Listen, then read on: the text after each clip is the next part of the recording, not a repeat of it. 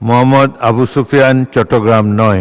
নাহমাদুহু ওয়া নুসাল্লি আলা রাসূলিহিল কারীম, আম্মা বাদ, ফাউযু বিল্লাহি মিনাশ শাইতানির রাজীম, বিসমিল্লাহির রহমানির রহিম। মাননীয় স্পিকার, আপনাকে ধন্যবাদ। আমি মাননীয় পরিবেশ, বন ও জলবায়ু পরিবর্তন মন্ত্রীর মনোযোগ আকর্ষণ করতে চাই।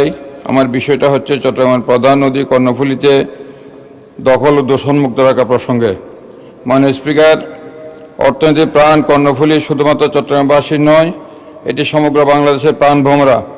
এই কর্ণফুলীর বেহাল দশা দেখে চট্টগ্রামবাসীর উদ্বেগ উৎকণ্ঠার শেষ নেই। নদীর দুই পারে দীর্ঘদিন ধরে চলছে অবৈধ দখলদারিত্ব। নদী দখল করে তৈরি করা হয়েছে অবৈধ স্থাপনা ও অবকাঠামো।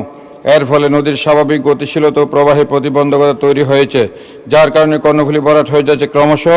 এছাড়াও মানবসৃষ্ট দূষণ ও শিল্প কারখানার বর্জ্য, প্লাস্টিক, পলিথিনের স্তর জমে নদীর তলদেশ ভরাট হয়ে গেছে, যা নদী এবং নদীর জীববৈচিত্র্যকে চরম হুমকির মুখে ফেলেছে ও মাছের প্রজাতি বিলুপ্ত হচ্ছে।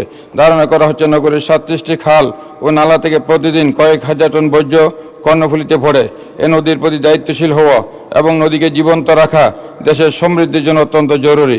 তাই চট্টগ্রামের প্রধান নদী কর্ণফুলীকে বাঁচাতে অবৈধ স্থাপনা উচ্ছেদ, বর্জ্য শোধনাগার স্থাপন সহ আইন প্রয়োগকারী সংস্থাকে কঠোর হওয়া এবং জনসাধারণের মধ্যে সচেতনতা বাড়ানোর কার্যকরী পদক্ষেপ নেওয়া জরুরি। মাননীয় স্পিকার, বিষয়টি অতীব জরুরি এবং জনগুরুত্বপূর্ণ বিধায় আমি আপনার মাধ্যমে মাননীয় পরিবেশ, বন ও জলবায়ু পরিবর্তন মন্ত্রীর মহোদয়ের দৃষ্টি আকর্ষণ করছি। আপনাকে ধন্যবাদ।